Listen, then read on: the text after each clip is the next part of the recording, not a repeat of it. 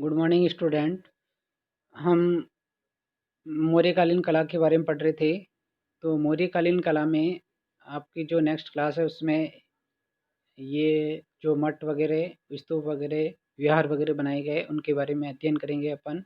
इससे पहले अपन मौर्यकालीन कला की जो प्रारंभिक अवस्थाएं थी उनको पढ़ चुके थे। प्रारंभिक अवस्था में अपने अशोक के बारे में पढ़ा था या अशोक के द्वारा जो स्तंभ बनवाए गए थे, पिलर्स वगैरह बनवाए गए थे, उनके बारे में अपन ने पढ़ा था।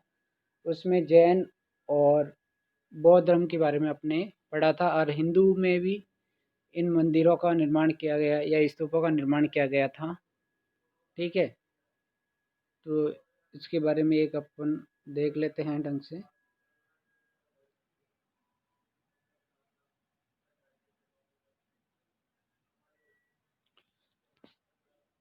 स्तूप विहार विहार और चैत्य बौद्धों और जैनों के मठीय संकुलों परिसरों के भाग है, लेकिन इनमें से अधिकांश भवन प्रतिष्ठान बौद्ध धर्म के हैं। यानी स्तूप मैंने आपको बताया था जहाँ पे अस्थियों का विसर्जन किया जाता है या अस्थियों के ऊपर जो कोई भी इमारत बनाई जाती है तो वो स्तूप कहलाती है। इसका गोलाकार भाग होता है, इस प्रकार की जो आकृति होती है। ठीक है, ये रेलिंग्स वगैरह होती है ऐसे। यहाँ पे परिक्रमा लगाने का स्थान होता है और ये इसका धरातलीय भाग होता है। ठीक है, और इस पे कोई डिज़ाइन ऐसे बना दी जाती है स्तूप पे और ऐसे। ठीक है, ये भगवान बुद्ध से संबंधित है। सांची और बरूद के काफ़ी फेमस है ये। और अधिकांश जो स्तूप और विहार और चैत्य जो मिले, चैत्य जो होते थे पूजा स्थल होते थे। ठीक है, ये जैन धर्म और बौद्ध धर्म से संबंधित थे। उनमें से सबसे ज़्यादा बने थे वो बौद्ध धर्म के थे। ईसा पूर्व तीसरी शताब्दी की स्त्रीय संरचना का एक उदाहरण राजस्थान में बैराट स्थल पर स्थित स्तूप है। यानी राजस्थान में बैराट पर एक स्तूप प्राप्त हुआ है जो भगवान बुद्ध से संबंधित है। और ये बैराट का जो वर्तमान में नाम है विराटनगर, ये अपने जयपुर में ही है। ठीक है, और अशोक के अवशेष यहाँ पे मिले थे।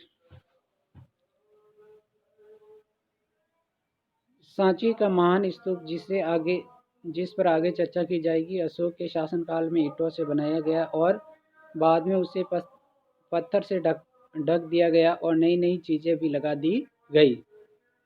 यानी सांची स्तूप काफ़ी फेमस है जो अशोक के टाइम में बना था ईंटों से, और बाद में उस पर पत्थर लगा दिए गए थे, यानी पत्थर चिपका दिए गए थे, मतलब मार्बल वगैरह चिपकाते हैं वैसे। और उसमें और नई चीज़ें भी जोड़ दी गई थी।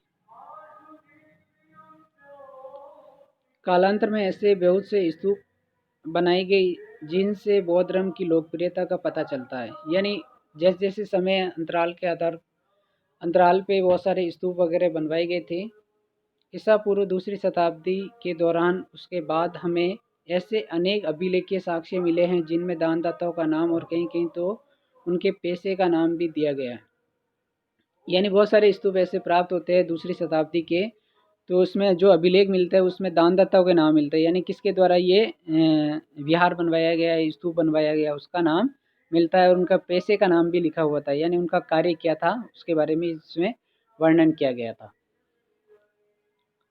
इन स्तूपों और राजसी संरक्षण के उदाहरण बहुत कम मिलते हैं। स्तूपों और राजसी संरक्षण के उदाहरण कम मिलते हैं, यानी राजाओं के बारे में कम अवशेष मिलते हैं।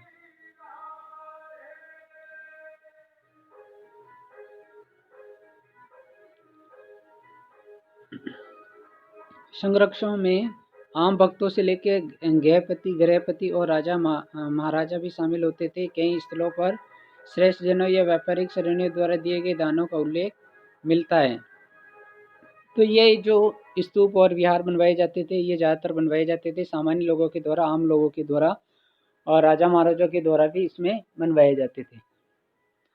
ठीक है, और उनकी व्यापारियों की श्रेणियाँ भी इसमें लिखी गई थी, जो भी व्यापारी उनको बनाते थे उनकी लिखा गया था उनके। लेकिन ऐसे अभिलेख बहुत कम प्राप्त हुए जिनमें कलाकारों या शिल्पकारों का भी नाम दिया गया, और ये कहा गया है कि ऐसे अभिलेख कम मिले हैं जहाँ पे कि यानी कलाकार का नाम या शिल्पकार का नाम लिखा गया, शिल्पकार यानी मूर्तिकार। अलबत्ता महाराष्ट्र में पीतलखोड़ा गुफा में कलाकार कान्हा और कोंडा ने गुफा में उसके शिष्य बालक का नाम अवश्य उल्लेखित है। यानी महाराष्ट्र में जो प्रसिद्ध गुफा है पीतलखोड़ा, पीतलखोड़ा, उसमें कान्हा कलाकार का नाम लिखा हुआ है, और कोडाने कला गुफा है, उसमें उसके शिष्य बालक का नाम लिखा गया है, मतलब कान्हा के जो स्टूडेंट थे उनका नाम लिखा गया है।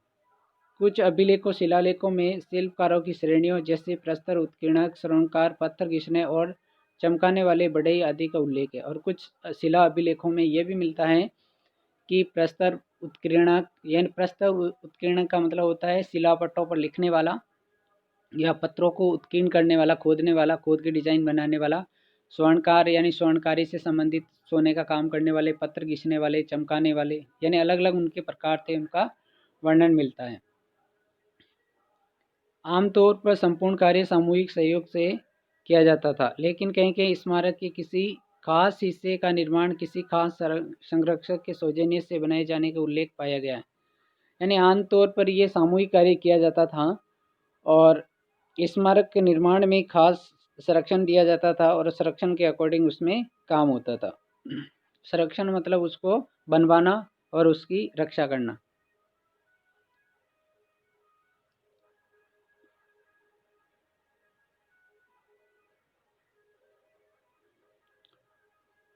व्यापारी जन अपने दान का अभिलेख लिखवाते समय अपने मूल स्थान का भी उल्लेख करवाते थे। जो भी व्यापारी यानी अपने दान का उल्लेख करते थे, इन गुफाओं में शिलापट होते थे, तो उन शिलापटों के साथ साथ अपने मूल स्थान यानी वो कहाँ के रहने वाले हैं उसके बारे में भी वर्णन करवाते थे वो।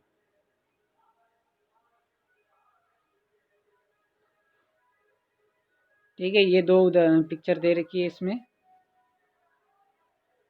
एक तो ये है लोमस ऋषि गुफा। ठीक है, लोमस ऋषि गुफा जो अशोक के द्वारा बनवाई गई थी।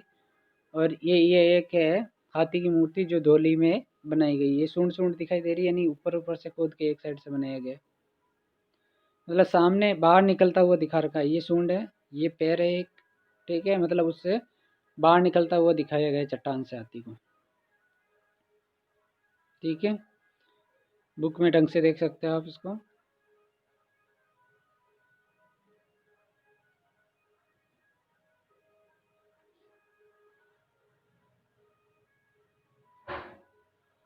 ये अपना सिंह शीर्ष है जो राष्ट्रीय प्रतीक चिन्ह है सारनाथ का।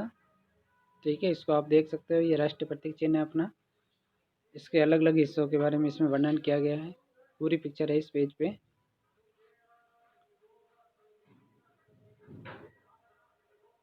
इसी के बारे में है।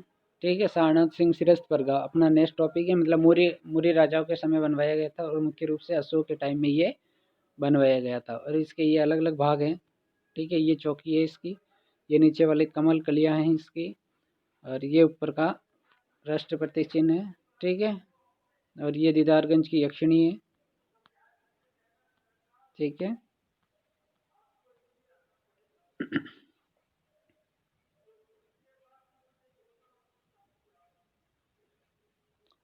अब ये जो अपना टॉपिक है सारनाथ सिंह श्रेष्ठ परगा, इसको अलग से पढ़ेंगे अपन।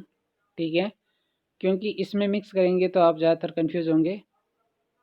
यहाँ से अपन कल पढ़ेंगे सिंह श्रेष्ठ सारनाथ, ये राष्ट्रीय प्रतीक चिन्ह के बारे में।